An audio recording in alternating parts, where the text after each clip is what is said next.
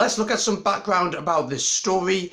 Swing Low Sweet Chariot was written in the 19th century by a black slave by the name of Wallace Willis. He wrote the song, and for some reason it took off with England fans. It was first sung at an English rugby event in the Middlesex Sevens tournament back in 1987 when Martin Offiah sang it. Players such as Maro Itoje has come out and said people are simply singing this song and aren't aware of really the meaning behind the song, the connotations of it, and what it's truly implying. I think this is a big issue for rugby in general, but are we getting too sensitive?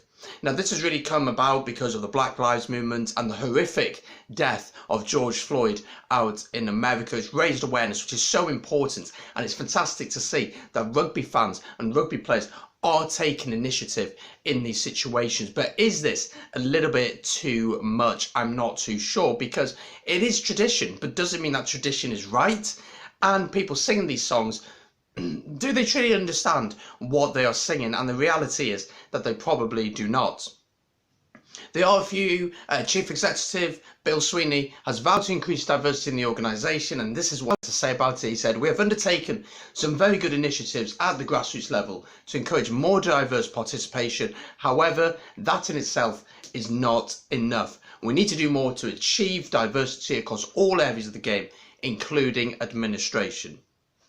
Now, the big issue for me around this idea of banning the song is how do you control it? That's going to be a big issue for the stewards at Twickenham, because how do you control a crowd of 70, 80,000 singing a song all together that they have sung for over 30 years? And they sing it when England are doing well, you resonate it with the England national team.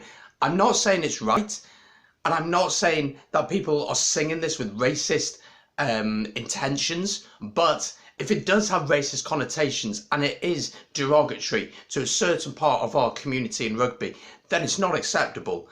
And World Rugby and the RFU need to look into this and work out a plan on how to make sure that this is carried through if this is what they're going to do.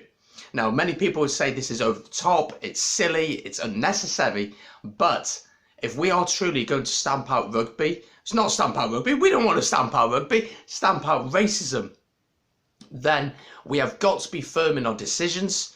We've got to ensure that people are on board together and are working together, because unfortunately racism is an issue in rugby. I'm very in a privileged position. I'm white, I've never experienced racism of any sort, of course, but I've seen it at rugby stadiums, I've seen it on rugby fields all across places where I have been over the UK. And it's very sad to see, but if this is one way of hopefully tackling the issue, then this is certainly something good to do. Last week you may have heard about Maggie Alfonsi, former England international for the women. She's the only black person on the RFU Council, and she said that the death of George Floyd in the United States had led to a powerful conversations. That's what we've got to have, is honest conversations about this very difficult matter, and hopefully together we can stamp out racism from our beautiful game that we love, rugby, which is all about respect. You work as hard as you can for 80 minutes, you hate the other person for 80 minutes, but at the end of the game you shake hands because you know you've been through a battle together. So there you go, that's the story. Let me know your thoughts in the comments. Really excited to hear your thoughts. As always, do subscribe. Lots going on the channel at the minute to do with rugby, and leave a like and also comment your thoughts down below. I hope you've enjoyed today's video. I'll see you on the next one.